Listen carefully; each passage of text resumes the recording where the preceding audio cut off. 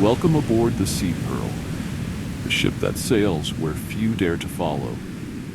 Led by the legendary Captain Edward the Kraken Morrigan, we venture into the unknown, where ancient treasures and dark secrets lie beneath the waves. Join us as we set sail, where each tale is a call to adventure. You, my friend, are now part of the crew. The sea is vast, the dangers are many, and the rewards they're beyond imagination. But remember, on the Sea Pearl, there's no turning back. Are you ready to brave the storms, to hunt the treasures that no man has ever found? Then raise the sails, for our journey begins now. Welcome to the Captain Tales, where legends are made and the sea whispers its secrets.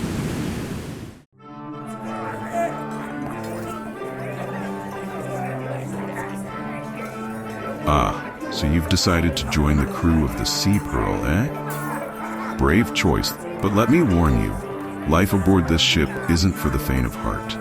The sea is a cruel mistress.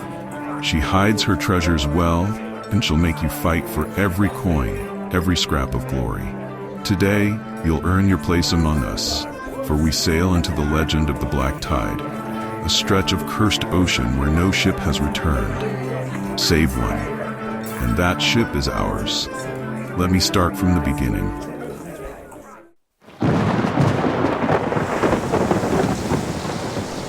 It was a gray, foggy morning when we set out from Kingship.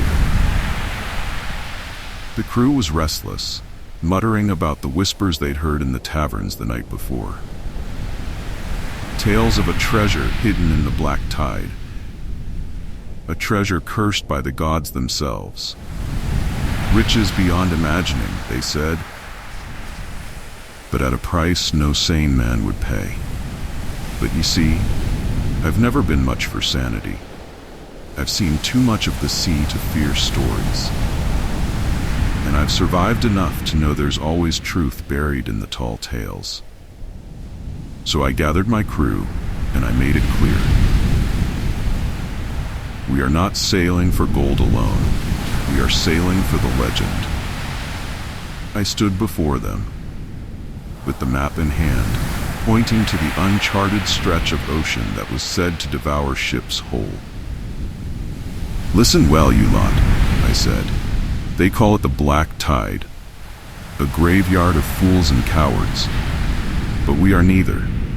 We have the Sea Pearl beneath our feet, and we have me to guide her.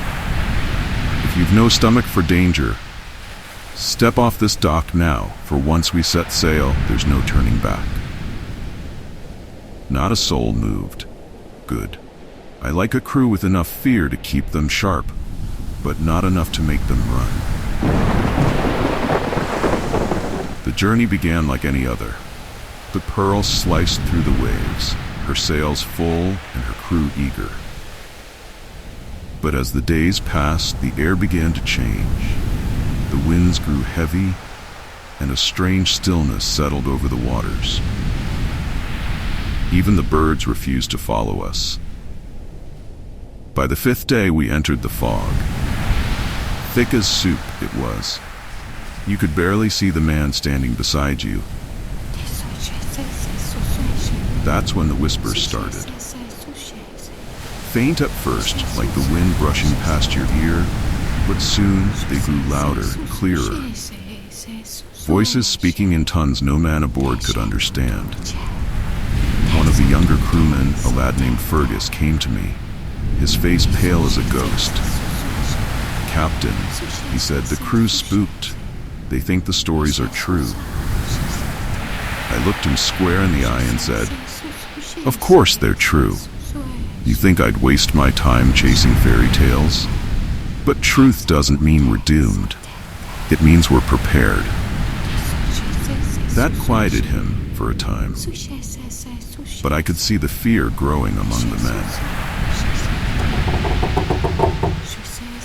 The compass stopped working by the 6th day, spinning wildly like it had gone mad. The tides pulled us in directions that made no sense. And then, just as the whispers reached a fever pitch, it came.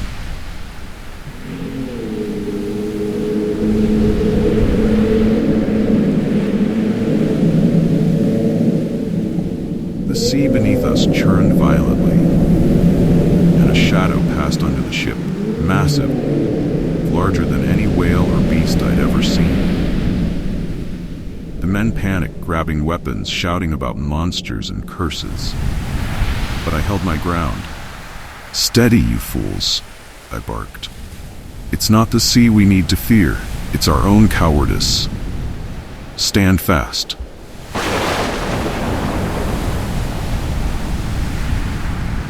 The water broke around us, and out came the tentacles. Yes, tentacles.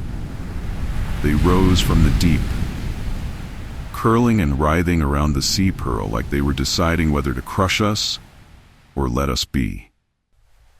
The men froze, some whispering prayers, others gripping the rails as if that would save them.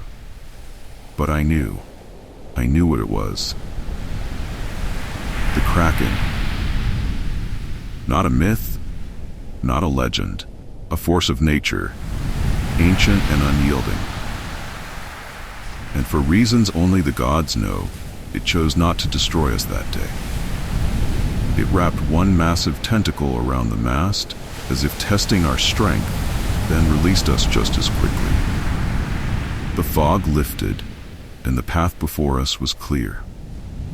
An island loomed ahead, black sand, jagged rocks, and a strange, shimmering glow that seemed to come from the very air around it. We had reached the heart of the black tide. I turned to my crew and said, "There it is, lads. The treasure we came for. But mark my words, this is not a place for greed. The gods don't part their seas lightly, and they'll not suffer fools." The men hesitated, but they trusted me, or perhaps they feared me more than the curse.